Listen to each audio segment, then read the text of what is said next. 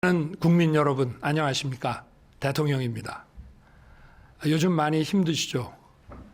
봄은 깊어가는데 민생의 어려움은 쉬 풀리지 않아 마음이 무겁고 송구스럽습니다. 지난 2년 힘든 일도 있었고 보람찬 일도 많았습니다. 현장에서 만난 국민들의 안타까운 하소연을 들을 때면 가슴이 아프고 큰 책임감을 느꼈습니다. 간절하게 바라시던 일을 하나라도 풀어드렸을 때는 제 일처럼 기쁘기도 했습니다. 그렇게 국민 여러분과 함께 울고 웃으면서 지난 2년간 쉴 틈 없이 뛰어왔습니다. 저는 오늘 국민 여러분께 지난 2년 정부의 국정 운영과 정책 추진 상황을 보고드리고 앞으로 3년의 국정 운영 계획을 말씀드리고자 합니다. 그동안 정부는 시장 기조와 건전 재정 기조를 정착시키고 우리 경제의 체질을 민간 주도 성장으로 바꾸는 데 집중해 왔습니다. 국가 채무를 안정적으로 관리해서 경제의 펀더멘탈을 더 단단히 하고 국가 신인도를 지키기 위해 노력해 왔습니다. 기업 투자를 막은 킬러 규제를 혁파해서 성장 동력을 되살리기 위해 노력했습니다. 재정으로 만드는 일회성 일자리가 아니라 양질의 민간 일자리를 창출하기 위해 힘을 쏟았습니다. 집주인과 세입자 모두를 힘들게 했던 징벌적 과세를 완화해서 부동산 시장을 정상화하기 위해 애썼습니다. 글로벌 중추국가 외교를 통해 대한민국의 외교 지평도 크게 넓혔습니다. 150여 회의 정상회담을 포함한 활발한 세일즈 외교를 통해 5천만 명의 시장에서 80억 명의 시장으로 우리 기업의 운동장을 넓히기 위해 노력했습니다. 원전 수출, 방산 수출, K 콘텐츠 수출로 경제의 영토를 넓히기 위해 노력했습니다. 또한 핵 기반의 확장 억제력을 토대로 힘에 의한 진정한 평화를 구축했습니다. 작년 4월 워싱턴 선언으로 한미 동맹을 핵 기반의 안보 동맹으로 업그레이드하고 한미 글로벌 포괄 전략 동맹을 가동해오고 있습니다. 한미 연합 연습을 다시 시작하고 한국형 삼축 체계를 구축해서 북한의 핵과 미사일 위협을 억제하는 우리의 방어 능력을 획기적으로 강화했습니다. 한미 동맹이 안보 동맹을 넘어 첨단 기술 동맹으로 확대되어 우리의 산업 경쟁력에도 큰 힘을 보태고 있습니다. 미국이 반도체법과 인플레이션 감축법을 집행하는 데 있어서도 우리 기업들이 혜택을 받고 있으며 한미 간의 긴밀한 경제 협력은 우리의 대외 신인도를 안정적으로 유지하는 데 도움이 되고 있습니다. 또한 새롭게 구축한 한미일 협력 체계는 우리의 안보를 강화할 뿐 아니라 경제적 기회를 더욱 확장할 것입니다. 아울러 정부는 기초수급자의 생계급여를 역대 최고로 인상하는 등 도움이 필요한 사회적 약자를 더 두텁게 보호해 왔습니다. 돌봄과 간병을 비롯해서 국민적 수요가 높은 서비스 복지를 확대해 일자리를 늘리고 성장과 복지의 선순환을 이뤄가고 있습니다. 청년들이 더 나은 미래를 설계할 수 있도록 고용 세습도 혁파해 왔습니다. 경제력의 차이가 교육의 격차로 이어지지 않도록 장학금 확대, 교육비 지원과 함께 일자리, 주거, 자산 형성을 지원하고 있습니다. 국가 균형 발전은 국가 성장의 동력입니다. 좋은 축구 경기를 하려면 운동장을 넓게 써야 하듯이 우리 국토를 구석구석 모두 활용해야 국가가 발전할 수 있는 것입니다. 정부는 지역이 스스로 비교 우위 산업을 발굴하고 이를 중앙정부가 지원하는 균형 발전 정책을 펼치고 있습니다. 도로와 철도를 비롯해서 우리나라의 모든 지역이 공정한 교통 접근성을 가질 수 있도록 노력해 왔습니다. 노동시장도 과감하게 개혁하며 합법적인 노동운동은 적극 보장하되 불법행위에 대해서는 엄정하게 대응해서 노사 법치주의를 확립해오고 있습니다. 그 결과 파업에 따른 근로 손실 일수와 분규 지속 일수가 역대 정부의 3분의 1 수준으로 현격히 줄어들었습니다. 이러한 결과는 노사 모두에게 도움이 되는 것입니다. 아이 돌봄과 교육을 국가가 책임지는 퍼블릭 케어도 적극 추진하고 있습니다. 부모님은 안심하고 아이를 맡기고 아이들은 안전하고 유익한 시간을 보내는 늘봄 학교를 전국으로 확산하고 있습니다. 영유아들이 양질의 교육 돌봄 서비스를 차별 없이 받을 수 있도록 유치원과 어린이집 관리 체계를 교육부로 일원화하였습니다. 30년 가까이 이어져 온 관리 주체 논란에 종지부를 찍은 것입니다. 첨단 산업 기반을 강화해서 622조 원 규모의 세계 최대 반도체 메가 클러스터 조성에 착수했습니다. 신한울 3, 4호기 원전 건설을 재개하고 신속한 일감 공급과 금융 지원을 통해 무너진 원전 생태계도 복원했습니다. 원전 생태계의 복원은 우리의 산업 경쟁력을 강화하는 것은 물론 수백조 원에 달하는 국제 원전 시장 진출의 토대가 될 것입니다. 현재 정부는 국민의 건강과 생명을 지키는 의료 개혁을 추진하고 있습니다.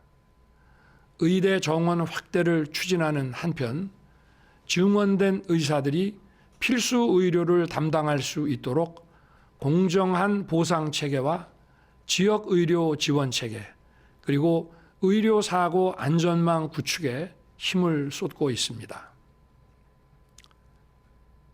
국민 여러분, 지난 2년 저와 정부는 시급한 민생 정책에 힘을 쏟으며 우리 사회의 개혁에 매진해 왔습니다. 하지만 국민 여러분의 삶을 바꾸는 데에는 저의 힘과 노력이 많이 부족했습니다. 앞으로 3년 저와 정부는 국민의 목소리에 귀를 기울여 더욱 세심하게 민생을 챙기겠습니다. 국민과 함께 더 열심히 뛰어서 경제를 도약시키고 대한민국의 새로운 미래를 열겠습니다. 다행히 곳곳에서 우리 경제 회복의 청신호가 들어오고 있습니다. 최근 OECD는 한국의 올해 성장률을 2.6%로 상향 조정했습니다. 이는 국민소득 2만 달러가 넘는 G20 국가들 가운데 가장 높은 수준입니다. 세계 3대 신용평가 기관인 스탠더드 앤 푸어스는 2026년 우리 1인당 GDP가 4만 달러를 넘을 것이라고 전망했습니다. 국민과 기업, 정부가 함께 뛰며 이뤄낸 성과라고 할 수 있습니다. 앞으로도 힘을 모아 민간이 주도하는 경제 성장의 추세를 잘 유지한다면 1인당 국민소득 5만 달러도 꿈이 아니라고 하겠습니다. 국가가 저성장의 늪에 빠지면 계층 이동이 어려워지고 사회의 양극화가 고착됩니다. 양극화에 따른 계층 갈등을 극복하지 못한다면 우리의 민주주의도 위기를 맞게 될 것입니다. 국민 소득이 높아져야만 국민이 누리는 자유와 복지의 수준도 획기적으로 향상될 수 있습니다. 대한민국을 성장의 길로 이끌 수 있도록 우리 경제의 역동성을 더욱 높이고 양극화를 해소하기 위한 정책적 노력도 더 적극적으로 펼쳐가겠습니다. 우선 국가 비상사태라고 할 수 있는 저출생을 극복하기 위해 국가의 모든 역량을 총동원하겠습니다. 출산휴가와 육아휴직을 더 자유롭고 충분하게 쓸 수 있도록 하고 이에 따른 기업의 부담은 정부가 확실히 지원하겠습니다. 시차 출퇴근, 근무시간 선택제 등 육아기 유연 근무를 제도화해서 일과 육아의 양립 환경을 든든하게 조성하겠습니다. 또한 우리 아이들이 유치원과 어린이집을 가기 위해 기다리는 일이 없도록 하겠습니다. 상생형 어린이집과 국공립 어린이집 확대를 포함해서 어린이집의 수준을 획기적으로 개선하고 대상도 확대하겠습니다. 이와 함께 보육교사 처우 개선을 적극 추진해서 마음 놓고 언제라도 자녀를 맡길 수 있는 환경을 만들겠습니다.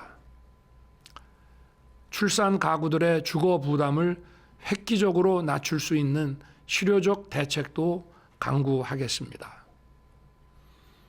저출생 원인의 하나인 우리 사회의 불필요한 과잉 경쟁을 개선하기 위해 지역 균형 발전 정책과 사회 구조 개혁을 힘차게 추진하겠습니다. 이러한 정책들을 제대로 이끌기 위해 저출생 고령화를 대비하는 기획부처인 가칭 저출생 대응 기획부를 신설하겠습니다. 저출생 대응 기획부 장관이 사회부총리를 맡도록 해서 교육, 노동, 복지를 아우르는 정책을 수립하고 단순히 복지정책 차원을 넘어 국가 아젠다가 되도록 하겠습니다. 저출생 대응 기획부 신설을 위한 정부 조직법 개정에 국회의 적극적 협력을 부탁드립니다.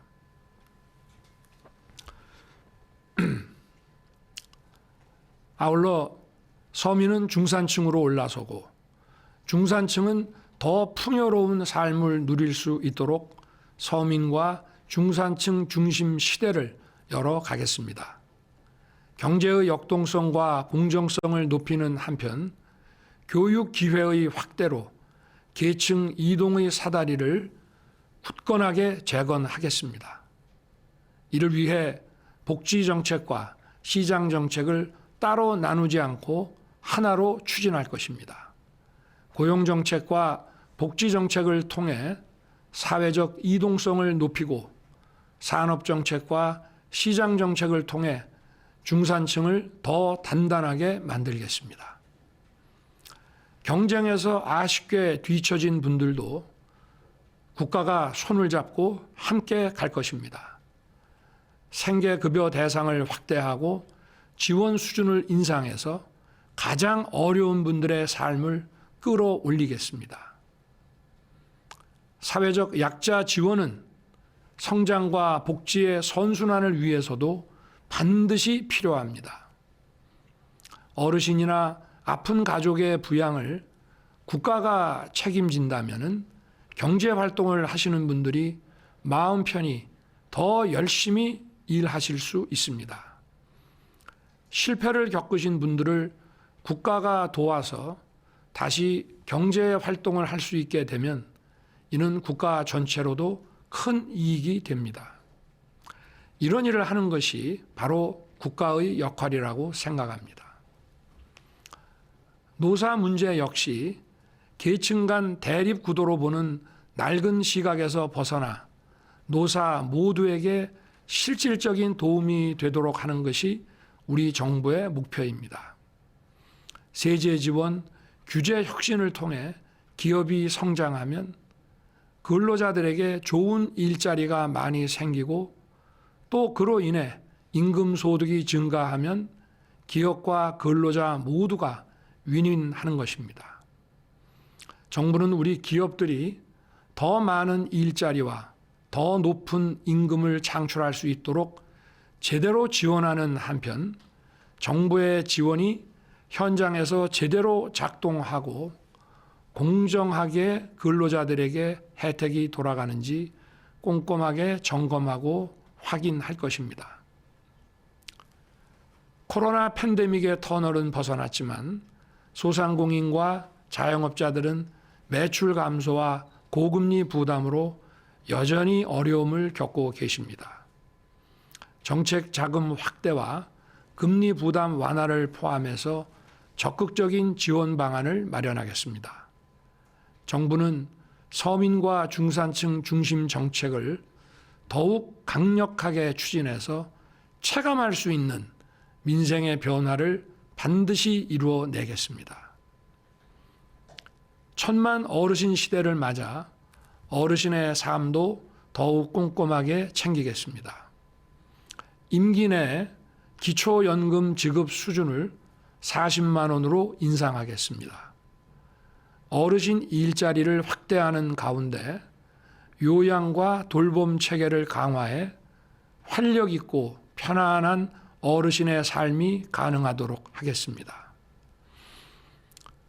아울러 돌봄 사각지대에 있는 최중증 발달 장애인 지원을 대폭 강화하고 수요자 중심의 장애인 개인 예산제도 시행하겠습니다. 국민 여러분, 저는 현장의 어려움을 직접 확인하고 이를 해결하기 위해 노력해 왔습니다마는 세계적인 고물가, 고금리, 고유가 상황에서 민생의 어려움을 다 해결해 드리지 못했고 정책의 속도도 국민 여러분의 기대에 크게 미치지 못했습니다. 앞으로 3년 국민의 삶 속으로 더 깊숙이 들어가겠습니다.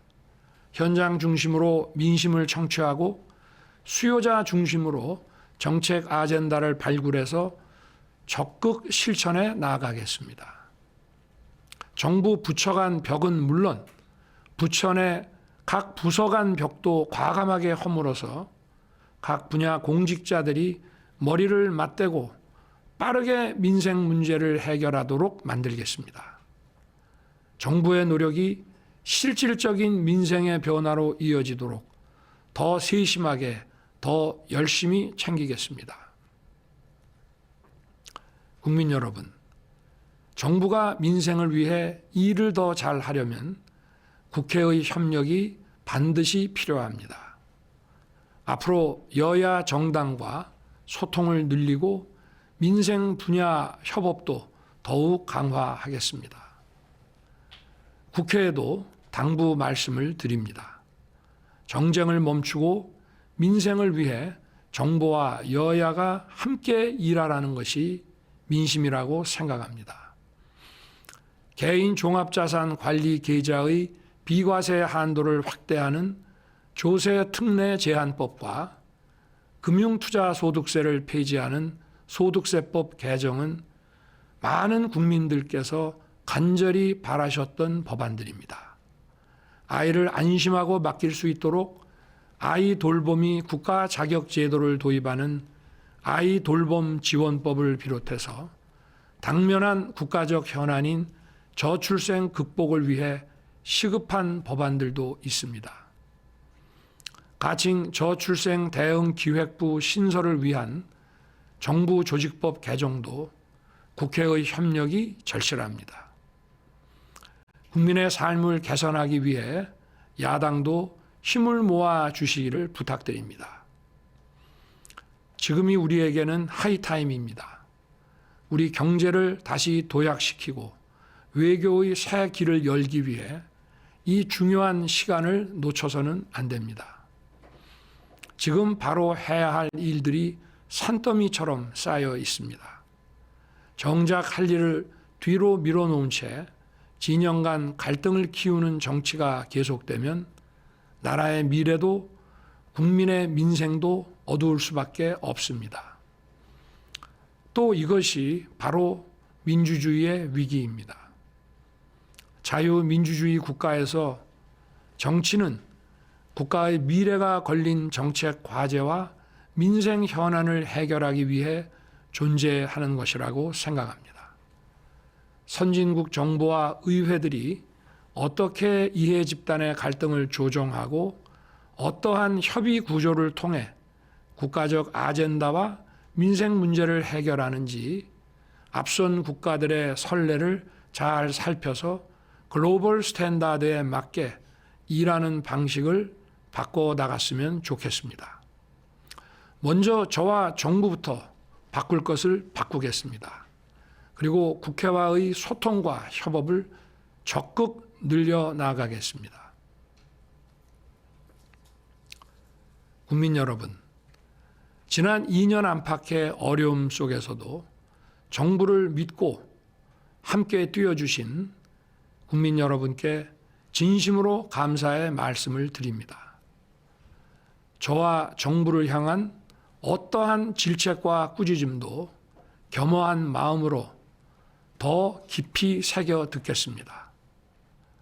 오로지 민생의 어려움을 해결하고 대한민국의 새로운 미래를 열어가는 길에 저와 정부의 모든 힘을 다하겠습니다. 감사합니다.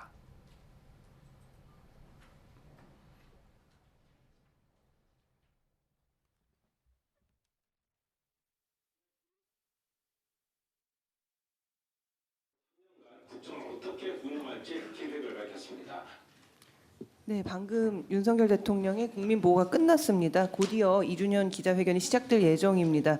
다시 한번 휴대전화는 끄거나 무음으로 변경해 주실 것을 부탁드립니다. 그럼 잠시 자리에서 대기해 주시기 바랍니다.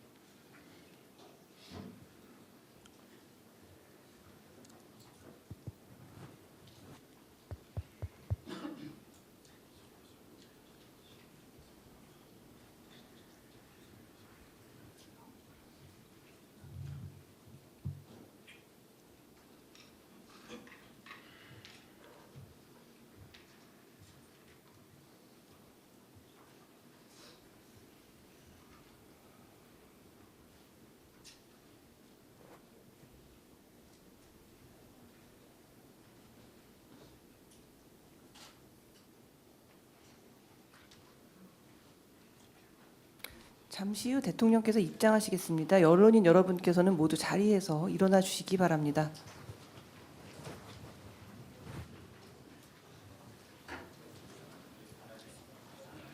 대통령께서 입장하시겠습니다.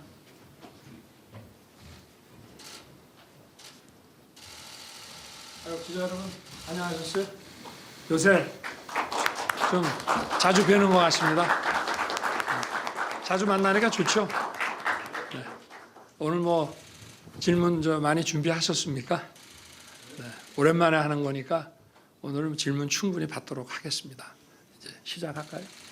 네, 모두 자리에 앉아주시기 바랍니다. 먼저 오늘 기자회견 사회를 맡은 대변인 김수경입니다.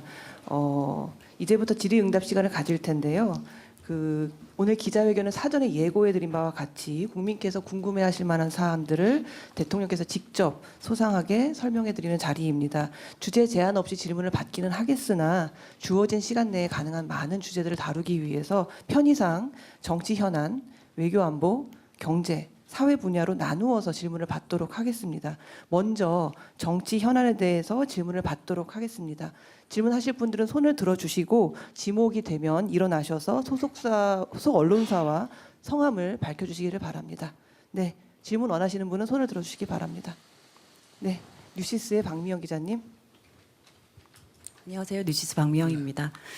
재작년 취임 100일 기자회견 이후에 21개월 만에 이렇게 국민들이 궁금해하는 점들을 대통령께 여쭙고 직접 답변을 받는 자리를 마련하게 돼서 늦었지만 그래도 다행이라고 생각합니다.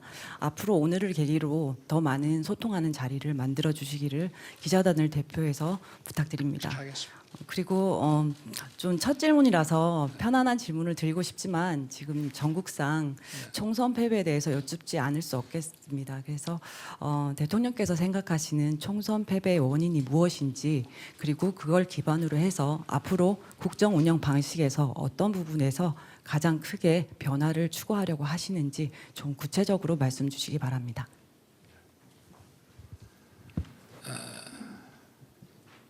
총선은 먼저 정부에 대한 그간의 국정 운영 평가가 가장 중요하다고 하겠습니다. 그래서 그동안 제가 국정 운영해 온 것에 대해서 이런 국민들의 평가가 좀 많이 부족했다, 이런 것이 담긴 거라고 저는 생각하고 있습니다. 그리고 앞으로 이제 그동안에 제가 미흡했던 부분들을 또 생각을 하고 부족한 부분이 뭐였는지 좀 고민을 많이 했습니다. 결국은 이제 민생에 있어서 아무리 노력했더라도 국민들께서 체감하는 변화가 많이 부족했다. 그리고 정부의 이런 정책과 이런 것을 국민들에게 좀 설명해드리고 또 좀 소통하는 것이 많이 부족했다, 이렇게 생각을 하고 있습니다. 그래서 앞으로는 중요한 것은 결국은 경제라고 생각합니다. 그리고 이런 기업의 성장과 일자리 창출, 이런 구조적인 것도 중요하지만 국민 한 분 한 분이 민생 현장에서 느끼는 어려움, 불편함, 이런 것들을 더 적극적으로 저희가 찾아서 해결해 드리는 것이 중요하다고 생각하고요. 그리고 이런 소통, 특히 국민과의 소통은 저는 민생 토론이나 다양한 간담회에서 수천 명의 국민을 만나긴 했습니다마는 앞으로 이 언론과의 소통을 더 자주 갖고 이렇게 해서 언론을 통해서 또 국민들께 설명하고 또 이해시켜드리고 또 저희가 미흡한 부분을, 부족한 부분도 솔직하게 말씀드리는 이런 기회를 계속 가져야 되겠다고 생각하고 있습니다. 네, 다음 질문 받겠습니다. 네, 조선일보의 김동하 기자님. 네, 조선일보 김동환 기자입니다. 방금 총선에 대해서 말씀을 해주셨는데 야당에서는 총선에서 나타난 민심이 결국은 이 현 정부의 그 국정 기조 전환을 요구하는 거다라고 말을 하고 있습니다. 그 대통령께서는 이재명 대표와 첫 회담도 하긴 했지만 총선 후에 어떤 대통령실의 인선이나 내놓는 메시지가 그렇게 총선 전과 얼마나 달라졌는지 크게 와닿지는 않는 것 같은데요. 뭐 야당에서는 실망스럽다는 표현도 했습니다.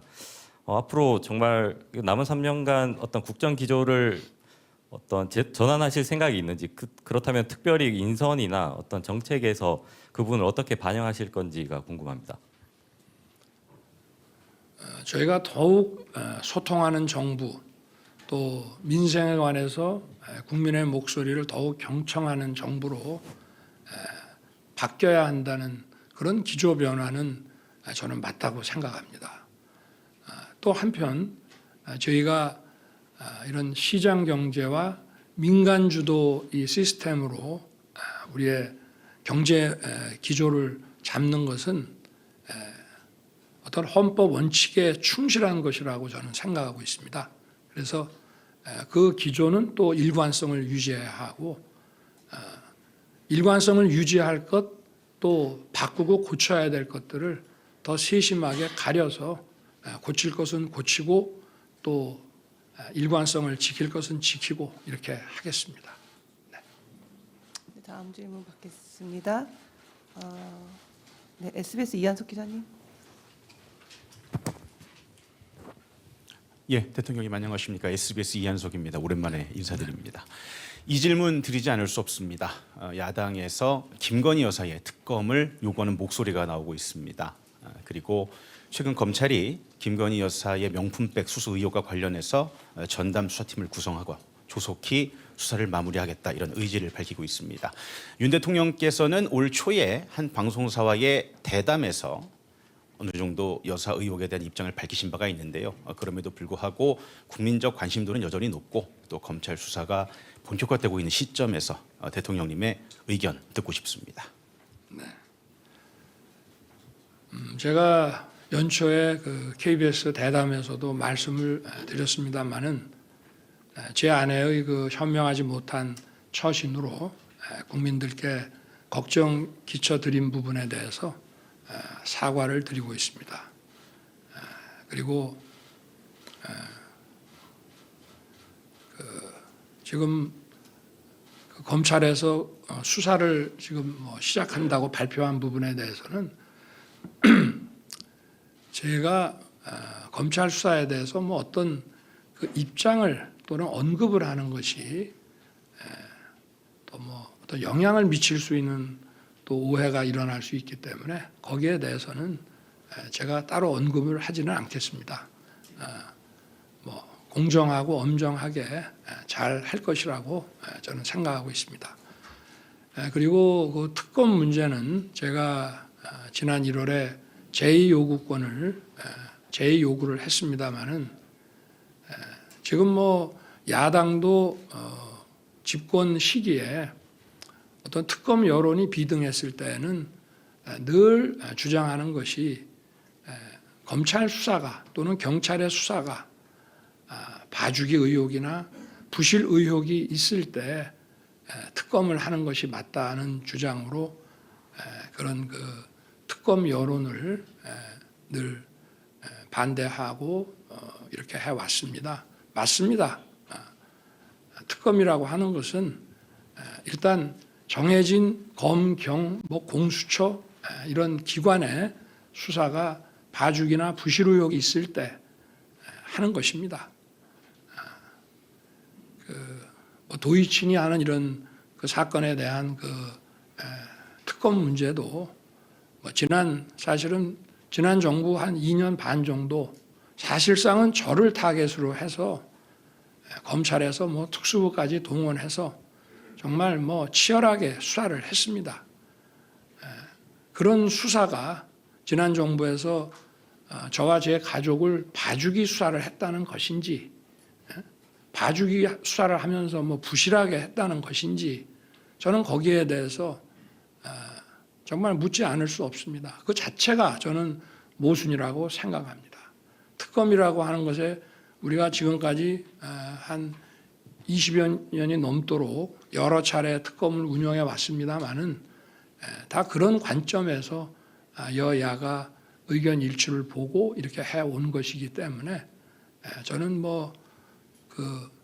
지난번에 저희가 제2요구해서 했던 그 특검에 대해서는 지금도 여전히 할 만큼 해놓고 또 하자는 것은 그야말로 특검의 어떤 본질이나 제도 취지와는 맞지 않는, 그거는 어떤 면에서는 그냥 정치 이런 공세, 정치 행위 아니냐, 진상을 가리기 위한 것은 아니지 않느냐, 그런 생각은 여전히 가지고 있습니다. 다음 질문 받겠습니다. 네, 한국일보의 김현빈 기자님. 네, 대통령님, 한국일보 김현빈입니다. 저는 이어서 그 최상병 특검법에 대해서 질문을 드리겠습니다. 이 법이 국회를 통과했을 때 그 대통령실은 죽음을 악용하려는 나쁜 정치라는 입장을 밝혔습니다.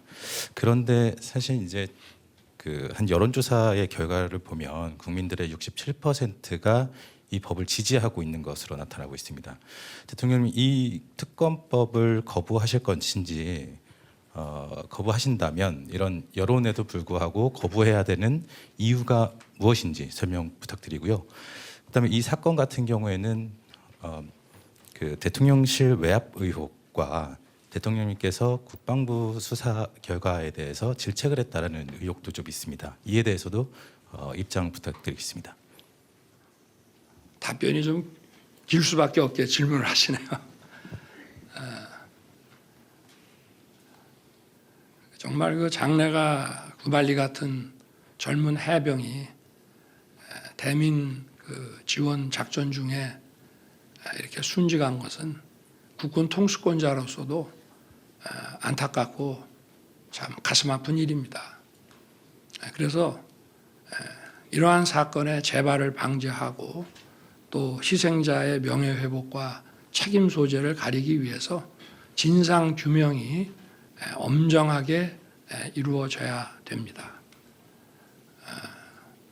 저는 늘 군이나 경찰이나 소방관들에게도 어떠한 공무 수행 중에도 먼저 자신들의 안전을 제일 소중하게 생각하라고 합니다.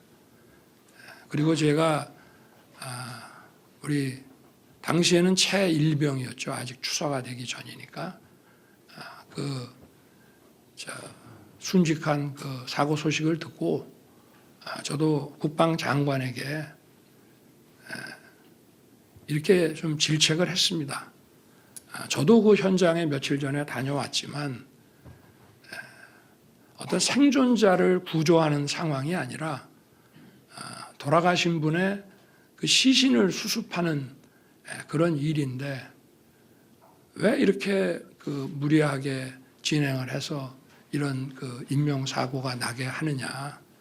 또 앞으로 이제 여름이 남아 있고 또 홍수나 태풍이나 이런 것들이 계속 올 수 있는데 앞으로 대민 작전을 하더라도 이런 일은 절대 일어나면 안 된다.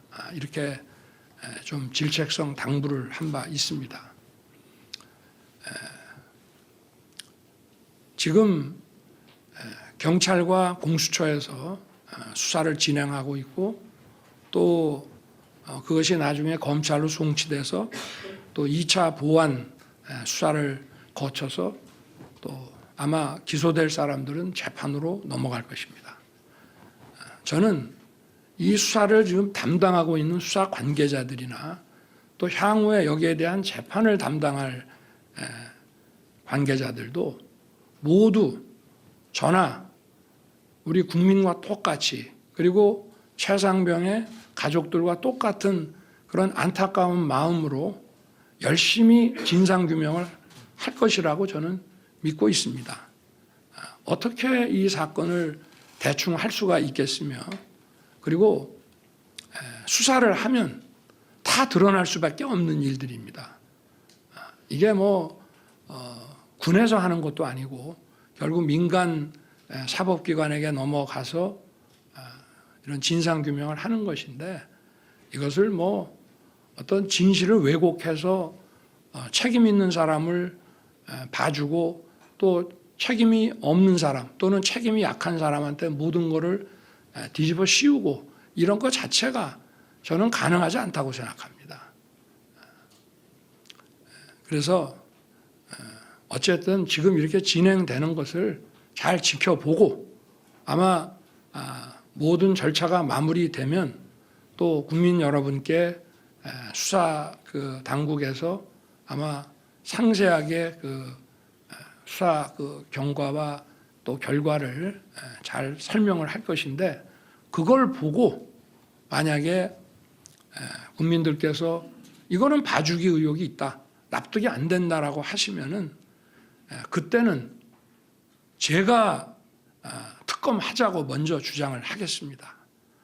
그러나 일단은 특검의 취지를 우리가 보더라도 진행 중인 이런 수사와 사법 절차를 일단 좀 지켜보고 또 수사 관계자들의 그런 어떤 마음가짐과 자세를 우리가 일단은 좀 믿고 더 지켜보는 것이 저는 옳다고 생각합니다. 또 뭐 궁금하신 거 있으십니까? 다음 질문 받겠습니다. 네. 네, KBS의 장덕수 기자님.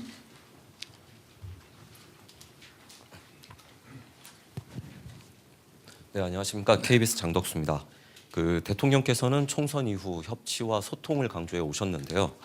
더불어민주당 이재명 대표와 첫 단독 회담도 가지셨습니다.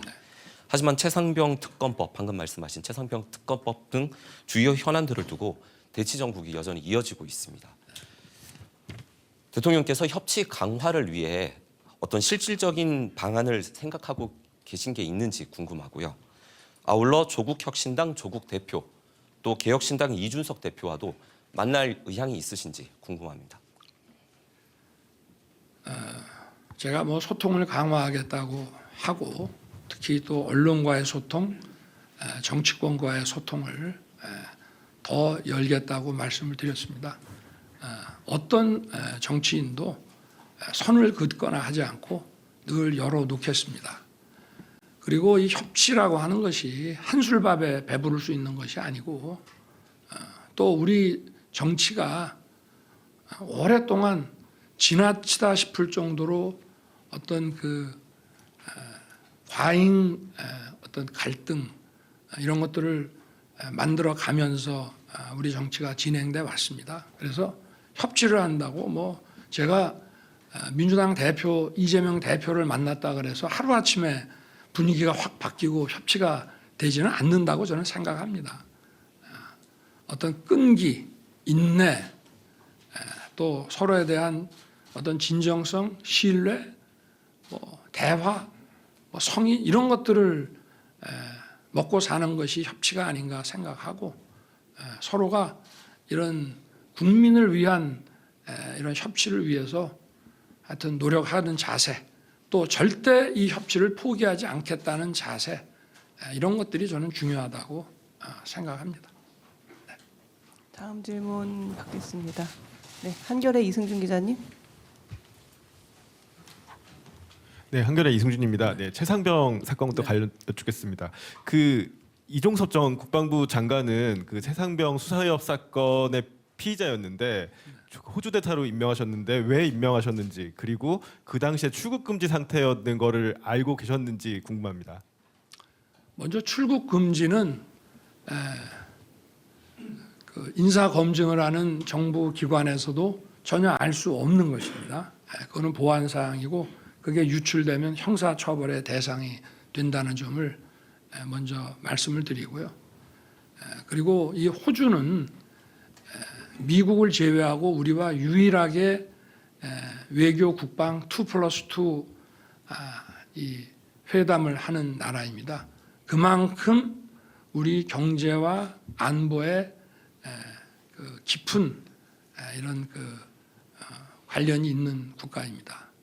또 저희 그 방산 수출과 관련해서 보더라도 우리 K9 또 K2 레드백 이런 무기뿐만이 아니라 최근에는 호주 해군에 막대한 규모의 그 함정 그 수주권이 있습니다. 이종섭 장관은 재직 중에 이 방산 수출을 위해서 굉장히 많은 노력을 해왔고 상당한 성과를 거양했습니다. 그래서 호주 대사가 기존 호주 대사가 작년 12월 말에 정년 퇴임을 하게 돼 있었기 때문에 이종섭 장관을 호주 대사로 지명해서 또 외교부의 검증과 뭐 이런 세평 절차를 진행을 했습니다. 그리고 공수처에 작년 뭐 9월경에 고발됐다는 것은 기사를 보고 알았습니다마는 공수처에서 뭐 소환을 하거나 이런 게 진행이 됐다면은 저희들도 좀 검토를 했을 텐데 공수처에는 사실 굉장히 많은 사건들이 고발돼 있습니다. 우리나라 아마 정치인이나 좀 장관 중에도 공수처에 고발돼 있는 분들이 많이 있을 것입니다. 그렇다고 해서 그 사건이 전부 처리되는 것이 아니고 이를테면 실질적인 수사가 이루어져서 뭐 소환을 한다든지 또는 여기에 대한 뭐 조사가 진행이 된다든지 하면 거기에 대해서 저희들이 어떤 사법 리스크를 검토해서 인사 발령 낼 때 좀 재고를 할 수 있습니다만은 공수처에 고발됐다. 또 뭐 검찰 경찰도 마찬가지입니다. 어디 고발됐다는 것만으로 인사를 하지 않는다면은 아마 그 공직 인사를 하기가 대단히 어려울 것이라고 생각합니다. 그리고 본인이 또 그 대사 아그레망이 그 떨어진 이후에 이제 아그레망이 아마 1월에 넣어서 한 2월 말 3월 초에 그 호주 정부에서 그 아그레망을 준 것으로 알고 있는데요.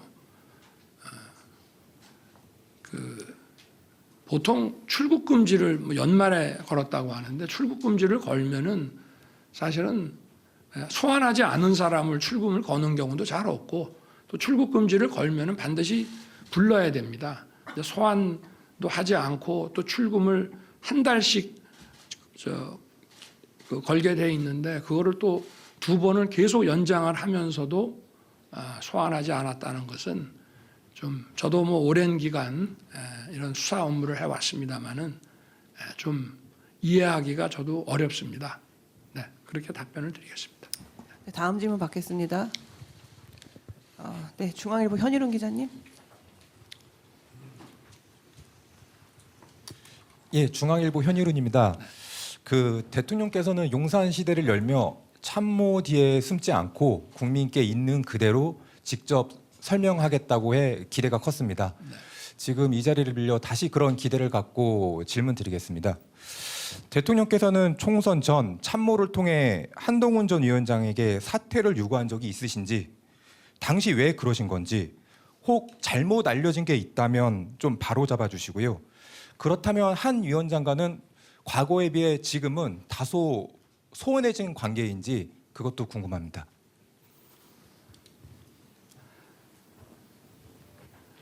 글쎄 우리 비서실장 또 원내대표 한동훈 위원장 이렇게 아마 점심 먹는 자리에서 뭐 그런 얘기가 나온 것 같은데 좀 오해가 있었던 것 같습니다. 그리고 바로 그 문제는 풀었고요. 해소를 했고 그리고 한동훈 위원장은 정치 입문 기간은 짧지만 주요 정당의 그 비대위원장 겸 총괄 선대위원장으로 총선을 또 지휘했기 때문에 이제 정치인으로서 확고하게 자리매김을 했다고 저는 생각합니다. 그래서 앞으로 그 정치인으로서의 길을 잘 걸어 나갈 것이라고 생각합니다. 네. 다음 질문 받겠습니다. 네, 강민석 기자님. 예, 연합뉴스 광민석 기자라고 합니다. 그 차기 국무총리 포함해서 개각 인선 시기는 혹시 언제쯤이 될지, 개각 폭이나 컨셉은 어떻게 될지 궁금합니다. 네. 제가 좀 이게 너무 고집불통이라고 이렇게 비판하시는 분들도 있습니다만은 저는 그 취임 이후부터 지금까지 어떤 개각이라고 하는 것을 어떤 전국 국면 돌파용으로 쓰지는 않겠다고 얘기를 해왔고요. 그러나 이제 개각이 필요합니다. 왜냐하면 한 2년간 정부 출범 이후 또 장관직을 맡은 분들이라든지 또 그래서 이제 한번 각 부처의 또 분위기도 바꾸고 또 더욱 소통하고 또 민생 문제에 더욱 다가가기 위해서 좀 내각 인선도 지금 검토를 하고 있습니다만은 이거를 뭐 조급하게 이렇게 할 생각은 없고요. 좀 후보 대상이 되는 분들에 대해서도 면밀하게 다 검토를 해서 국민을 위해서 제대로 일할 수 있는 분들을 찾아서 인사를 하도록 그렇게 하겠습니다. 네, 정치 현안에 대한 질의응답이 거의 지금 30분째 다 됐습니다. 어느 정도는 질의응답을 하신 것 같아서 미진한 부분이 있다면 마지막에 시간이 남으면 질문 기회를 드리겠습니다. 이제는 두 번째 주제인 외교 안보로 질문을 받도록 하겠습니다. 네, 손 들어주십시오. 네, 로이터 통신의 조시 스미스 기자님. 안녕하세요. Good morning. Thank you for having us. As you mentioned in your remarks just now, you have centered not only your foreign policy, but the security of South Korea on the U.S. military presence here, its extended nuclear deterrence. However, there are potential political changes in the United States in the future. In a recent interview with Time Magazine, former President Donald Trump, who was of course running to return as president, said that it doesn't make sense to defend a wealthy country like South Korea. What are you doing right now, given the current negotiations on the SMA and other issues, to try to future-proof this relationship with the United States? Is there an amount that is too much to pay? And would you ever consider agreeing to a larger role for U.S. troops here that look beyond simply defending against North Korea? 감사합니다. 예, 대통령 로이터의 조시 스미스 기지국장입니다. 이렇게 기회 주셔서 감사드립니다. 대통령께서 모두 발언에서도 말씀하셨듯이 대한민국의 외교 정책 그리고 안보 정책을 주한미군과 또 한미 확장 억제에 기반을 두고 있다고 하셨습니다. 현재 미국에서 잠재적인 정치적 변화가 있습니다. 최근 트럼프 전 대통령이자 유력 공화당 후보인 트럼프 전 대통령이 타임지와의 인터뷰에서 한국과 같이 부유한 국가를 방어할 필요가 없다는 취지로 이야기했습니다. 이러한 상황에서 대통령님께서는 현재 진행되고 있는 차기 방위비 협상이나 다른 이슈에 대해서 어떻게 대비하고 계십니까? 또 미래 미국에서 있을 수 있는 정치적 변화에 대해서 어떻게 대비하고 계십니까? 혹시나 방위비 협상과 관련해서 지나치게 많은 금액이라고 생각하는 한도가 있으신지, 그리고 또 주한미군이 한반도 북한 대응을 넘어 더 많은 역할을 할 수 있도록 용인할 생각이 있으신지 여쭙겠습니다. 제가 공개적으로 답변하기 어려운 질문을 많이 하셨는데 동맹국이라 하더라도 다른 나라의 이런 그 대선 결과를 예측하고 가정해서 어떤 언급을 하는 것은 한 국가의 대통령으로서 좀 적절하지 않은 것 같고 또 많이 조심스럽습니다. 한 가지 분명한 것은 이 한미 동맹에 관해서 미국 조야 그리고 양당 상원 하원의 또 행정부의 강력한 그 지지가 있다는 말씀을 드리고 한미의 이런 탄탄한 이런 동맹 관계는 변치 않을 것이라고 저는 확신합니다. 거기에 기반해서 문제를 풀어 나간다면 뭐 원만하게 여러 가지 협상과 문제가 잘 해결될 것이라고 생각하고 있습니다. 네. 네, 다음 질문 받겠습니다. 네, AFP의 캐서린 바튼 기자님. Thank you. Kat Barton from AFP. You've said previously that South Korea would not tolerate North Korean weaponry being used by Moscow and Ukraine to kill civilians. And we now have evidence, including kind of UN monitors, that that is happening. What is Seoul going to do? And under what conditions would you consider providing weapons directly to Kiev? Thank you very much. 예, 대통령 AFP의 캐서린 바튼 기자입니다. 일전에 대통령님께서는 한국은 북한의 무기가 러시아를 통해서 우크라이나의 민간인을 사살하는데 사용되는 것을 용인하지 않겠다고 말씀하신 바 있습니다. 현재 UN 등에서 이러한 북한의 러시아에 대한 무기 제공에 대한 증거가 속속 나오고 있습니다. 이러한 상황에서 한국 정부는 어떻게 대응하실 것인지, 그리고 우크라이나에 대해서 대한민국이 직접적으로 살상용 무기를 제공하실 조건이 있으신지 여쭙겠습니다. 지금 우크라이나 전쟁은 힘에 의한 그 현상 변경 시도로 국제법상 허용되지 않는 불법 공격입니다. 그래서 저희는 대한민국 헌법 정신에 따라서 자유와 평화를 존중하는 대한민국 헌법 정신에 따라 우크라이나에 대한 인도적 지원, 재건 지원에 우리 재정 여건이 허락하는 범위에서 최선을 다하고 있습니다. 저희는 공격력 살상 무기는 어디에도 지원하지 않는다는 그런 확고한 방침을 가지고 우크라이나 지원에 임하고 있습니다.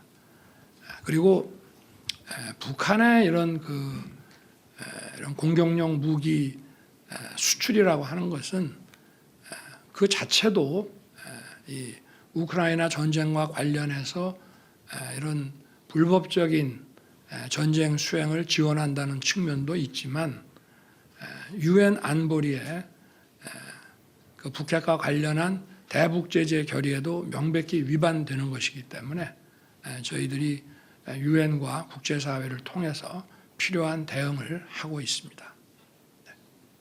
네, 다음 질문 받도록 하겠습니다. 네, 니케이 신문의 코바라 준노스케 기자님. 안녕하세요. 일본의 일본経済新聞 고바라라고 합니다. 대일 관계에 대해서 질문하고 싶은데요. 앞으로 어떤 방침으로 대응할지, 특히 강제징용 문제에 대해서 아직도 완전히 해결하지 않은 상황일 것 같은데 이것에 대해서 어떻게 대응할지 궁금합니다. 그리고 기시다 총리에 대해 뭔가 협력을 요구하실 그런 뭔가 것이 있는지 궁금합니다. 감사합니다. 기시다 총리에게 기시다 총리에 대해서 뭔가 좀 협력을 협력. 네네. 네. 한일 관계는 과거사와 또 일부 그 현안에 대해서 양국의 또 양국 국민들의 입장 차이가 확실하게 있고 존재합니다. 그러나 이 한일 관계는 우리 양국의 미래와 또 미래 세대를 위해서 우리가 어떻게 할지를 생각해야 된다고 봅니다. 그래서 제가 어려움이 많았습니다마는 우리의 미래를 위해서 또 구체적으로는 북핵 대응을 위해서 또 양국의 경제 협력을 위해서 또 인태지역과 글로벌 사회에서 양국의 어떤 공동 아젠다에 대한 어떤 리더십 확보를 위해서 협력해야 된다고 생각합니다.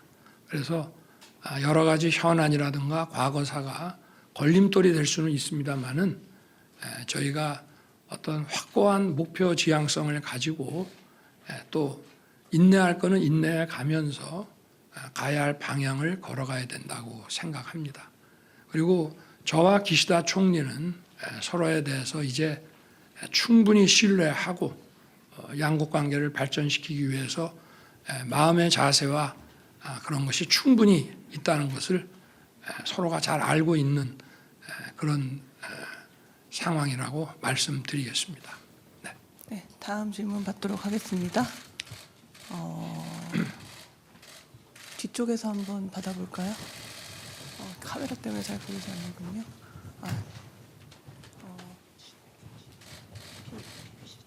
BBC 진 맥킨지 기자님. 안녕하세요. I just wanted to follow up about Russia's military cooperation with North Korea, because in buying weapons from North Korea, Russia is seemingly crossing what would, I imagine, be a number of red lines for South Korea.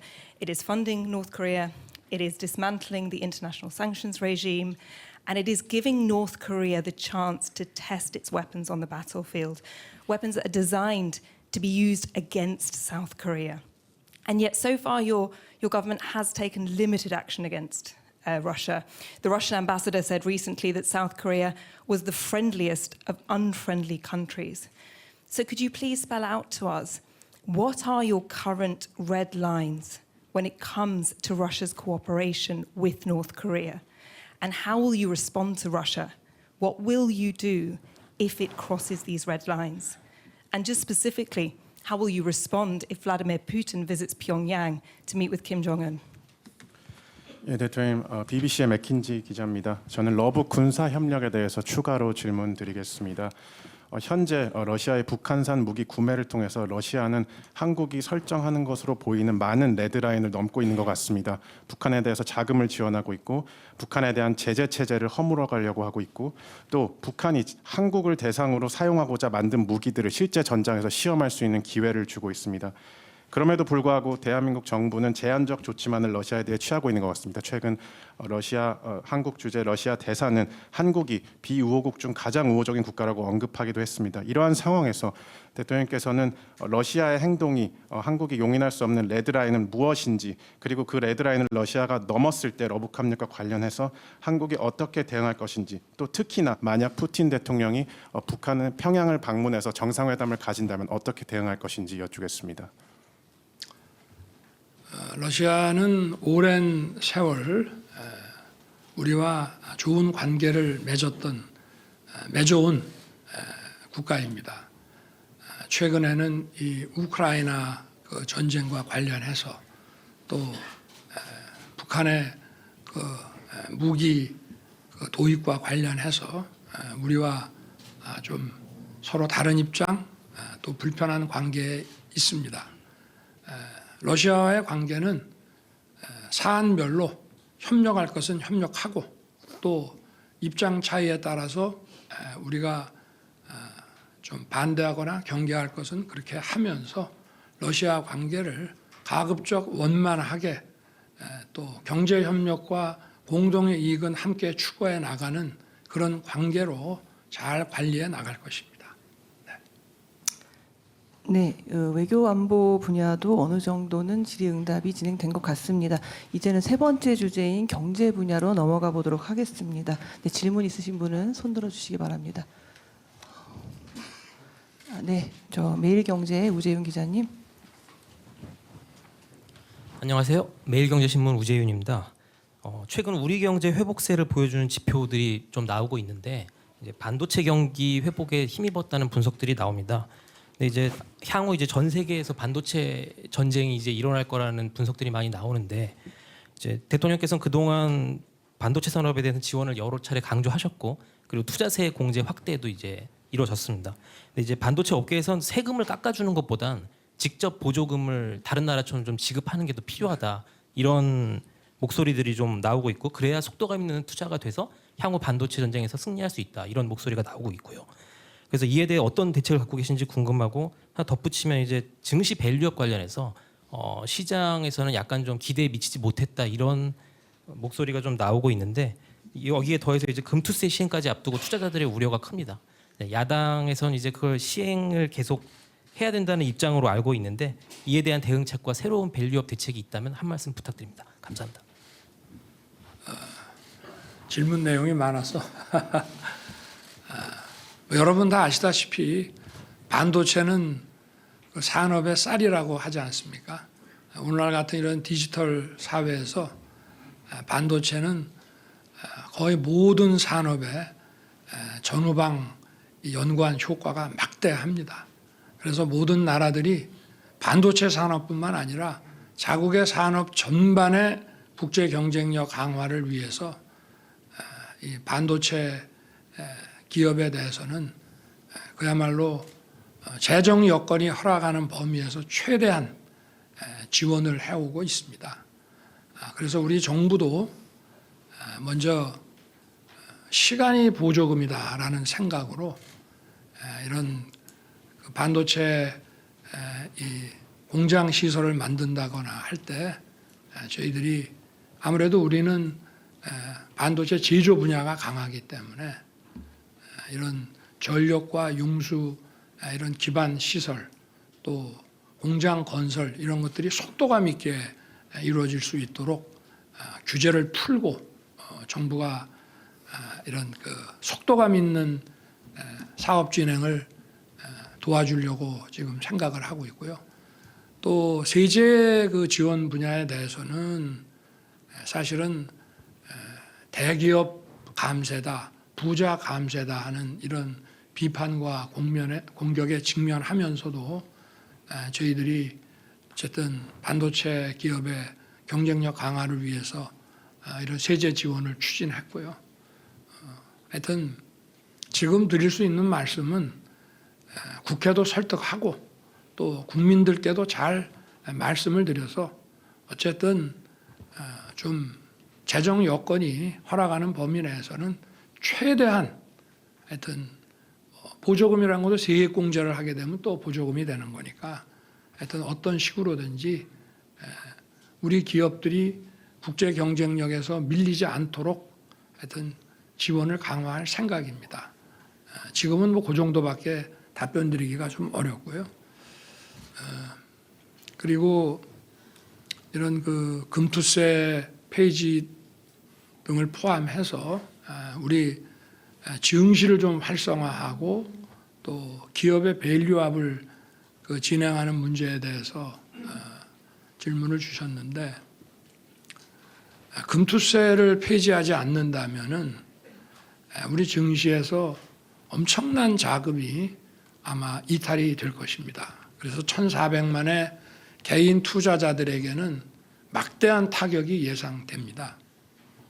우리나라는 이런 금융투자, 주식투자와 관련해서 배당소득세라든지 상증세 이런 것이 선진국에 비해서 매우 높습니다. 그래서 거기에다가 금투세까지 얹히게 되면은 별로 남는 게 없습니다. 그래서 대만 같은 경우는 금투세를 시행하겠다는 발표만 했다가 뭐 증시가 난리가 나고 막대한 자금 이탈이 돼서 결국 추진을 못했습니다. 저는 아무쪼록 국회가 이 문제를 1,400만 개인 투자자의 어떤 그 이해가 걸려 있을 뿐 아니라 또 자본시장이 좀 무너지게 되고 재기능을 못하게 되면 그것이 또 실물 산업에 미치는 영향이 매우 크기 때문에 앞으로도 이 문제는 국회에 좀 강력히 좀 협력을 요청하고 특히 야당의 협조를 구할 생각입니다. 밸류업 문제에 대해서는 지금 진행하고 있는 얼마 전에 그 금융위 발표에 대해서 시장이 좀 실망감이 컸던 것으로 알고 있습니다만은 진행합니다. 그렇지만 기업을 옥죄면서 빠른 속도로 막 밀어붙이기 식으로 가는 것보다는 이러한 분위기와 환경을 만들어 가면서 기업들의 협력을 먼저 유도해 나가는 방향으로 진행을 하지만 저희가 시장에서 기대하는 그러한 좀 강도 높은 정책들도 계속 펼쳐 나갈 것이기 때문에 이렇게 좀 조금 기다려 주시면은 저희 그 기업 밸류업은 착실하게 단계적으로 잘 진행해 나갈 것입니다. 네, 다음 질문 주시기 바랍니다. 네, 한국경제 도병욱 기자님. 안녕하십니까. 한국경제신문의 도병욱입니다. 정부의 3대 개혁 과제에 대해서 질문드리겠습니다. 연금 개혁 논의가 다음 국회로 넘어가게 됐습니다. 일부 전문가들은 정부가 단일 연금 개혁안을 내지 않은 것을 두고 개혁 의지가 좀 약한 게 아닌가 지적도 하는데요. 22대 국회에서 논의하기 전에 정부가 단일안을 낼 계획이 있으신지 혹은 대통령님의 연금 개혁에 대한 의지는 여전히 확고하신지 질문 여쭙고 싶습니다. 역대 어느 정부도 연금 개혁 문제에 대해서 방치했습니다. 매년 그 10월 말이 되면 국회에 그 연금 개혁과 관련한 보고서를 제출하게 돼 있는데 그야말로 뭐 간단한 형식적인 보고서만 냈고 국회에서도 뭐 거의 논의를 안 하고 이렇게 더 이상 미룰 수 없는 상황까지 왔습니다. 그래서 저는 지난 대선 때 제가 정부를 맡게 되면 제 임기 내에 국회가 거기서 고르기만 하면 될 정도의 충분한 이런 자료를 제출하겠다라고 약속을 드렸고 그러한 공약을 했습니다. 그리고 작년 10월 말에 그 공약을 이행했습니다. 저희가 이런 수리 통계 자료뿐만이 아니라 연금 추계를 위해서 제일 중요한 거는 미래의 인구 추계입니다. 그리고 그와 관련한 여러 가지 수리 전문가들에 의한 그 수리 통계 자료 그리고 많은 국민들을 광범위하게 여론조사를 하고 또 심층 FGI까지 해서 한 6천 쪽에 가까운 책자로 하면은 한 30권 정도의 방대한 자료를 국회에 냈고요. 이렇게 될 때에는 이렇게 된다. 이런 여러 가지 조건을 내서 국회가 그거를 선택할 수 있는 그걸 만들어서 냈고 저는 제가 그 선거 과정에서 약속드린 것은 이제 이행을 했습니다. 그렇지만 지금 그 자료에 터잡아서 국회 연금개혁 특위의 그 논의 속도가 빨라진 만큼 정부도 여기에 더 협조해서 제 임기 내 앞으로 100년 대계인 연금 개혁안이 확정될 수 있도록 해야 되겠다는 생각을 지금 가지고 있습니다. 공약을 넘어서서 이것을 임기 내에 국회와 소통하고 사회적 대합의를 이끌어내서 반드시 이걸 해야 되겠다는 생각을 가지고 있습니다. 그러나 지금 21대 국회가 이제 얼마 남지 않은 상황에서 지금 조급하게 하는 것보다 22대 국회로 넘겨서 좀 더 충실하게 논의하고 지금 국민들께서 아직 언론 기사를 보면은 얼마 전까지 총선을 치렀죠. 또 뭐 총선 끝나고 무슨 특검법이니 뭐니 해가지고 언론 기사의 대부분이 이런 어떤 정치 관련 이런 기사들이 대부분 차지하고 있고 제대로 지금 연금 문제에 대해서 전문가들이 토론하는 그런 기사나 이런 것들을 찾기가 어렵습니다. 그런 것들을 보고 많은 국민들이 연금 문제에 대해서 깊은 관심을 갖게 해서 그렇게 해서 좀 더 폭넓은 공론화 과정을 거쳐서 대합의를 사회적 합의를 이끌어내는 것이 맞다고 생각합니다. 한 번 만들면 최소 70년을 끌고 가야 되는 계획인데 이것을 21대 국회 그 연금 특위의 어떤 실적이나 성과로서 조급하게 마무리할 것이 아니라 22대 국회로 넘기고 다만 제 임기 안에는 이것이 확정될 수 있도록 정부도 적극 협력할 생각입니다. 다음 질문 받겠습니다. 서울경제 강동원 기자님. 네, 서울경제 강동원 기자입니다. 대통령님, 저는 그 물가 이야기를 좀 여쭙고 싶습니다. 그 물가 지표가 이제 4월에 2%대로 좀 내려오고 경제 성장률도 1분기에 좀 깜짝 성장하고 지표는 좋아지고 있는데요. 근데 이제 서민들이 체감하는 이제 생활 물가는 좀 여전히 어려운 상황입니다. 특히 채소나 과일 같은 신선식품이 좀 많이 올라서 좀 서민들이 좀 어려움을 많이 겪고 있는데요. 물가와 관련해서 대통령께서 생각하시는 대책 혹은 향후 경제 전망에 대해서 말씀 좀 부탁드립니다. 네. 저는 경제 어떤 지표를 관리하는 데 있어서 제일 중요한 것을 물가에 두어봤습니다. 제 취임 이후로 지금까지 여러분도 아마 아실 겁니다. 이 물가 관리를 위해서 저희들이 점검 회의도 많이 하고 이렇게 진행해 왔다는 것을, 물가가 올라가면 실질 임금이 감소되는 것이기 때문에 국민들께서 많이 힘드십니다. 더구나 전반적인 저성장의 늪에 지금 빠져 있는 상황에서 물가 관리를 못하면 민생은 그만큼 힘들어지는 것이기 때문에 물가를 가장 중요한 지표로서 관리를 해왔습니다. 그래서 이번 지금 1, 4분기 1월부터 4월까지는 우리 물가의 어떤 기조와 흐름을 보여주는 근원 물가는 2.5% 이내로 관리를 해 왔습니다만은 이런 소위 말하는 장바구니 물가, 또 우리 식당에서 느끼는 이런 외식 물가, 이런 것들이 좀 잘 잡히지 않고 있습니다. 농수산 식품에 관한 장바구니 물가는 저희들이 사실은 큰 돈을 안 써도 한 몇백억 정도만 투입을 해서 할인 지원을 하고, 또 수입품에 대해서는 할당 관세를 잘 운용을 하면 잡을 수 있습니다. 그리고 지금 이 장바구니 물가는 지금 모든 경제 부처가 달라붙어서 철저하게 지금 관리를 하고 있고요.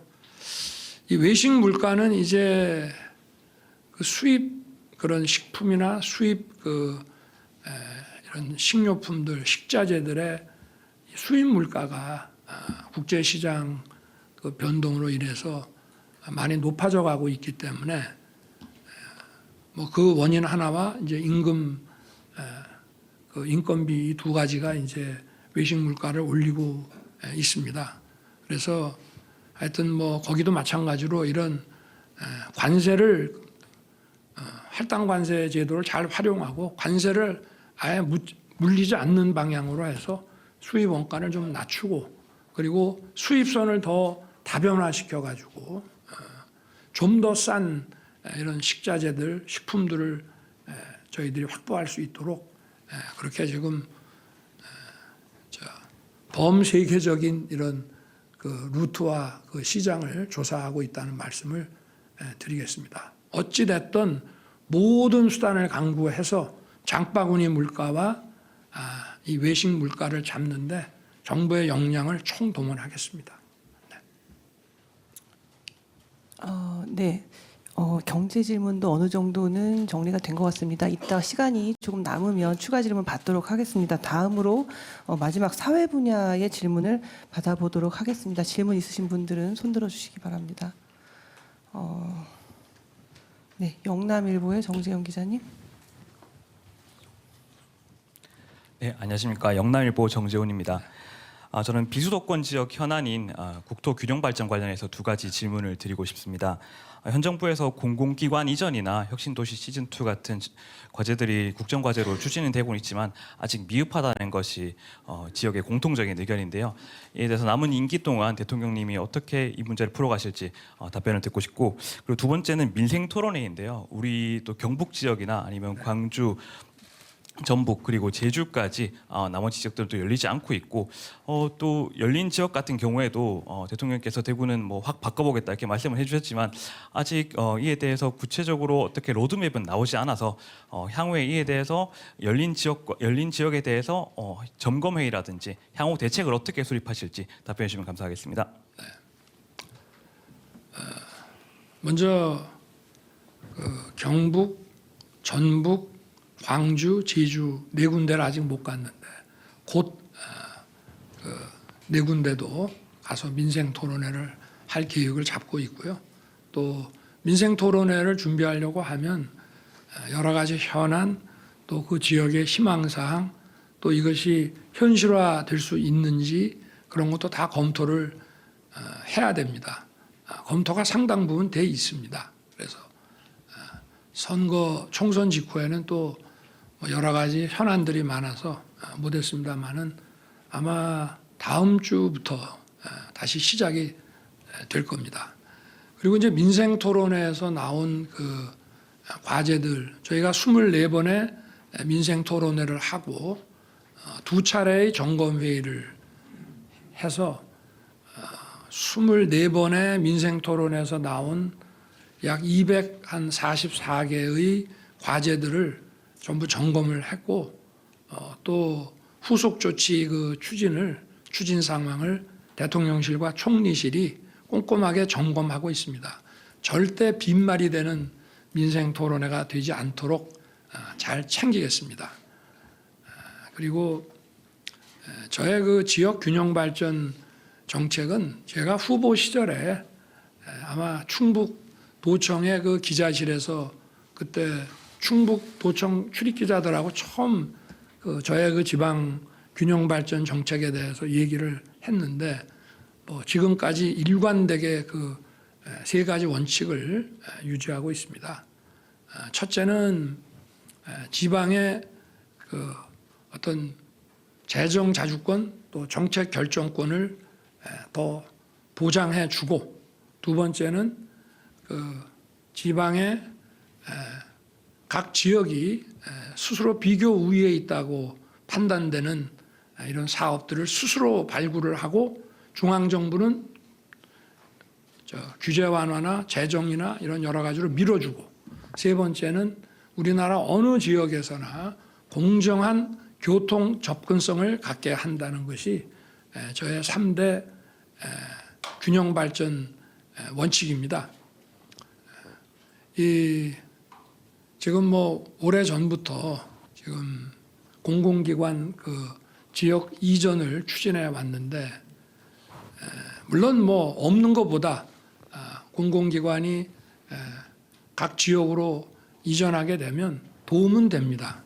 그러나 각 지역에서 기대하는 것만큼 이 공공기관의 이전이 어떤 지역 경제 활성화에 크게 도움이 되지 않았기 때문에 저희들이 이걸 안 한다는 것이 아니라 공공기관 이전이 지역의 이런 경제사회 활동을 원활하게 하는데 그 지역의 어떤 특성 또 산업 경제 어떤 특성 이런 것들을 맞춰서 저희들이 그런 좀 맞춤형으로 공공기관 이전을 추진해야 된다는 생각을 가지고 있어서 지역과도 계속 협의하고 하여튼 빠른 시일 내에 이 계획을 짜서 추진하도록 이렇게 할 것입니다. 네, 다음 질문 받겠습니다. 네, 뒤쪽에서 한번 받아보도록 하겠습니다. 아이뉴스 24의 김보선 기자님. 네, 안녕하세요. 아이뉴스 24 김보선 기자입니다. 저출생 정책 관련해서 질문 드리겠습니다. 대통령께서는 이번 정부가 저출생 대책 차별화를 위해서는 여러 가지 지원책도 좋지만 좀 휴머니즘적인 차원에서 뭐 불필요한 경쟁을 완화하거나 가정을 중시하는 문화를 구성하는 그런 방식의 정책도 필요하다 이런 말씀하셨던 것이 좀 개인적으로는 인상적이었습니다. 그래서 좀 더 구체적으로 우리 사회가 어떻게 좀 달라져야 하고 정부는 어떤 역할을 할 생각이신지 답변 부탁드리고요. 더불어서 조금 전에 국민보고에서 저출생 대응 기획부 계획 처음 언급하실 것 같은데 간단하게 운영 방향도 설명 부탁드립니다. 먼저 그 저출생 대응 기획부라는 정부 추진 부처를 신설해서 컨트롤 타워 역할을 맡게 하겠다는 것부터 먼저 말씀을 드리겠습니다. 지금 이 저출생 문제는 우리가 시간을 두고 이렇게 진행할 수 있는 그런 문제가 아니고 이제 거의 국가 비상사태라고 할 수 있습니다. 1960년대에 박정희 그 대통령께서 정말 가난에서 벗어나기 위해서 보릿고개를 넘기기 위해서 경제개발 5개년 계획을 시작을 했는데 그야말로 살아보기 위해서 애를 쓴 겁니다. 그때 기존에 있는 부처 갖고는 곤란하다 해서 경제기획원을 설치를 해서 관련 부처들의 컨트롤 타워 역할을 하고 경공업부터 시작해서 중공업의 이런 첨단 산업까지 이런 고도 성장을 이끌어 왔습니다. 저도 그런 차원에서 이 저출생 문제를 각 부처들이 나눠서 맡고 대통령 직속의 어떤 위원회, 이 위원회라는 건 아무래도 자문적 성격이 강하고 여기서 무슨 의결을 하고 강제하는 그런 기능이 없습니다. 그래서 그런 과거에 우리 경제 성장을 강력히 추진해온 이 경제기획원 같은 우리 저출생 대응 기획부를 설치해서 좀 더 아주 공격적으로 강력한 컨트롤 타워 역할을 맡기려고 합니다. 저출생 문제 해결은 뭐 가장 중요한 것은 아이를 잘 키울 수 있는 여건을 만들어주는 것이죠. 부모들이 일과 가정 또 일과 육아를 양립할 수 있게 하고 또 자녀를 키우는 데 들어가는 부담을 줄여주고 그 많은 부분을 국가 책임주의를 강화해서 국가가 떠안아야 된다는 그런 점이 중요하고 저희가 지금 추진하는 그 의료 개혁도 의료 수요의 그 확대에 따라 지금부터 대비를 해야 된다는 차원이 물론 있습니다만은 저출생 문제를 해결하는 데 굉장히 중요합니다. 지금 부모들이 아이들이 아프면은 발만 동동 굴리고 신속하게 이렇게 병원에 가서 바로 치료받고 나올 수 있지를 않기 때문에 그런 그 아이들을 위한 이런 그 필수 의료, 지역 의료 이 체계가 제대로 갖춰져야 됩니다.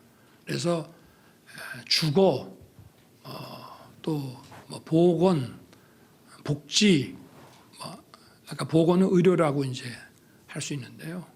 또 고용 일자리 이런 모든 부분에서 교육 이런 걸 전부 통할할 수 있는 물론 주거 부분은 이제 국토부가 좀 관련이 돼 있기 때문에 경제부처하고도 연결이 돼 있지만 어쨌든 이런 사회부총리를 맡겨서 하여튼 실효성 있는 정책들을 빠른 속도로 추진하는 것이 중요하다고 생각합니다.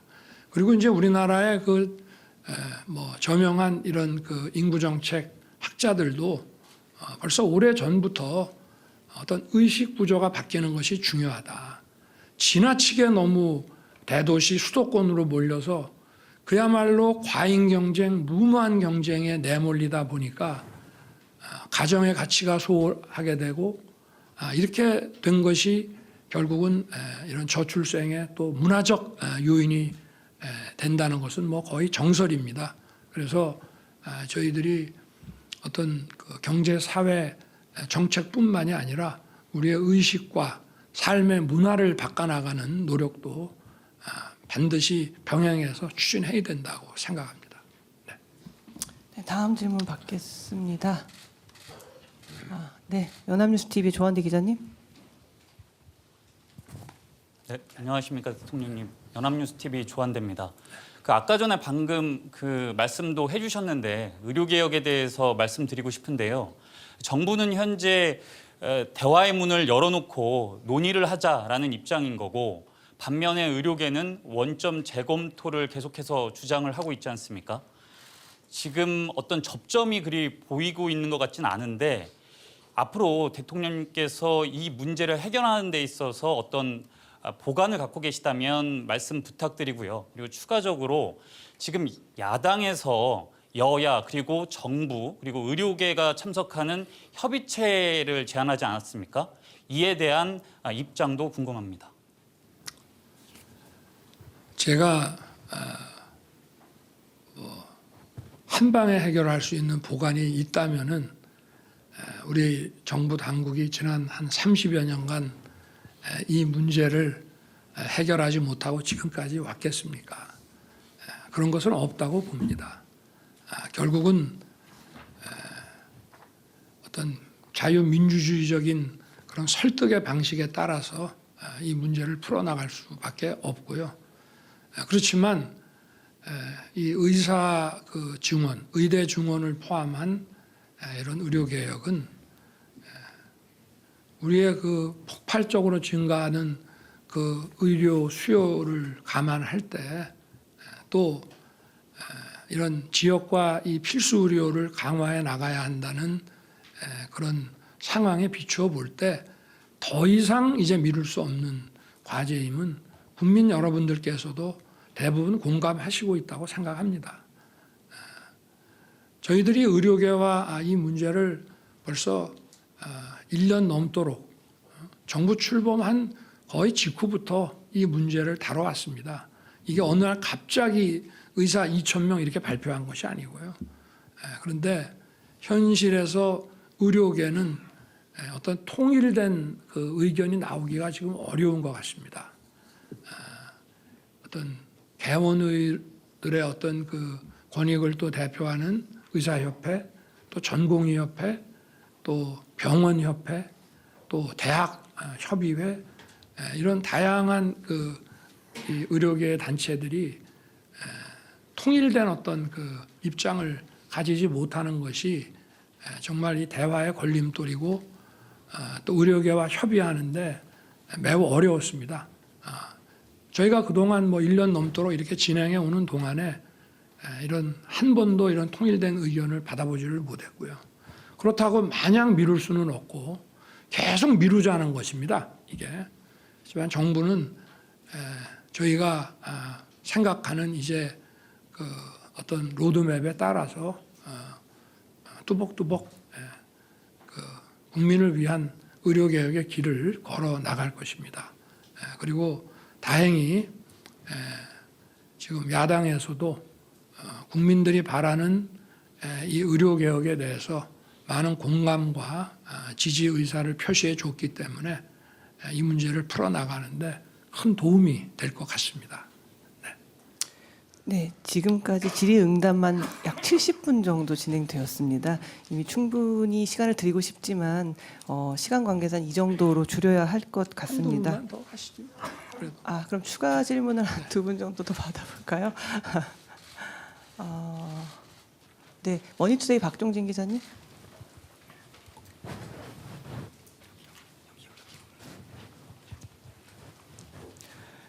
머니투데이 박종진입니다. 전 세금 질문을 추가로 드리고 싶습니다. 대통령께서는 지난 2년 동안 부동산을 비롯한 주요 분야에서 자유민주주의 원칙에 어긋나는 이른바 징벌적 과세 문제를 지적하시면서 세금의 어떤 정상화 이런 부분들을 추진을 하셨습니다. 하지만 여기에 대해서 그동안 야당은 부자 감세 이런 비판을 계속 해왔습니다. 문제는 이번 총선에서 이런 야당이 압승을 거둔 상태입니다. 이 앞서도 이제 질문이 나왔지만 금투세를 비롯해서 여러 가지 문제들이 많은데 당장 내년부터 시행을 여부를 결정해야 되는 문제들도 있고 아니면 그동안 한 번씩 거론하셨지만 중장기적으로 검토를 해야 되는 상속세 문제라든가 여러 많은 문제들이 있는데 지금 상황에서 앞으로 남은 임기 3년 동안 세금 정책을 전반적으로 어떻게 가져가실지 설명을 부탁드리겠습니다.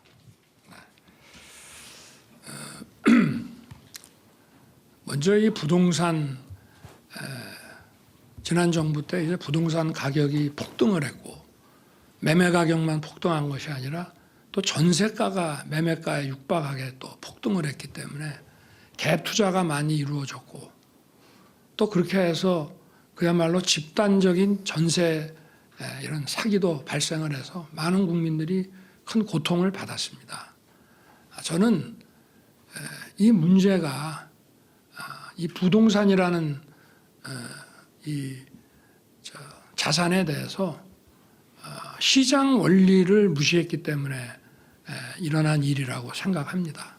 그래서 수요와 공급이 만나는 시장이 정상적으로 작동하게 하는 것이 중요하다. 이것이 뭐 부자 감세니 뭐 이런 비판도 많이 있습니다만은 세금이라는 것도 과도하게 들어가게 되면은 시장을 왜곡시킵니다. 이거는 과거 정부에서도 있었던 것이고요. 예를 들어서 양도소득세를 중과세를 한다 하면은 벌써 시장이 왜곡이 됩니다. 시장 가격은 제대로 공급이 안 돼서 시장 가격은 한 30억 되는데 부동산 그 물건을 쥐고 있는 사람 입장에서는 그거를 팔면은 세금 다 내고 또 보유세 내면은 자기한테는 이게 10억짜리밖에 안 되는 것이면 벌써 이것이 시장의 왜곡을 초래하게 되고요. 그리고 세금이라고 하는 것도 어떤 그 시장 질서를 왜곡하지 않는 범위 내에서 세금이 부과되어야 하고 또 과도한 세금은 이 매매 거래 시장도 있지만 임대차 시장도 있습니다. 여기에 대해서 과도한 세금이 부과가 되면은 또 경제적 약자인 임차인에게 조세 전가가 또 이루어지기 때문에 있는 사람한테 더 걷겠다고 하는 그런 당초의 의도가 결국은 더 어려운 사람들에게 부담으로 돌아가는 일이 많습니다. 그래서 저희의 이런 부동산 관련 정책은 크게 세 가지로 이 시장에 어떤 그 물건이 건물이 집이 충분히 공급될 수 있도록 건축 규제, 재건축 규제를 완화한다 하는 것과 또 과도한 어떤 징벌적 과세를 완화해서 시장이 정상적으로 돌아가게 한다는 것, 그리고 그 재건축을 시행하는 그 사업자나 또는 주택을 구입하려는 그런 분들에게 또 원활하게 이런 그 대출이 이루어지도록 자금 공급이 이루어지도록 해서 시장을 정상화시키는 게 저희 목표입니다. 누구를 부자를 감세하고 이렇게 하려고 하는 것이 아니고요. 그래서 결국은 국민 모두가 특히 중산층과 서민들이 이런 그 안정적인 이런 주거 보장을 받을 수 있게 해주는 것이 목표고요. 앞으로도 국민과 또 국회를 더 설득해서 이 문제가 어떤 시장의 정상화를 통해서 풀려나갈 수 있도록 노력하겠습니다. 네, 마지막으로 한 분만 더 받도록 하겠습니다. 다 손을 드셔서. 네, TV조선의 조성호 기자님. TV조선의 조성호입니다. 아까 한동훈 위원장 얘기가 나왔는데 그 한동훈 위원장하고 오찬이 불발된 이후에 혹시 따로 연락을 하셨거나 아니면 따로 연락이 온 적이 있는지 한번 여쭤보고 싶고요. 그다음에 차후에 다시 그 만남이 성사될 만남을 혹시 다시 하실 계획이 있으신지 좀 여쭤보고 싶습니다.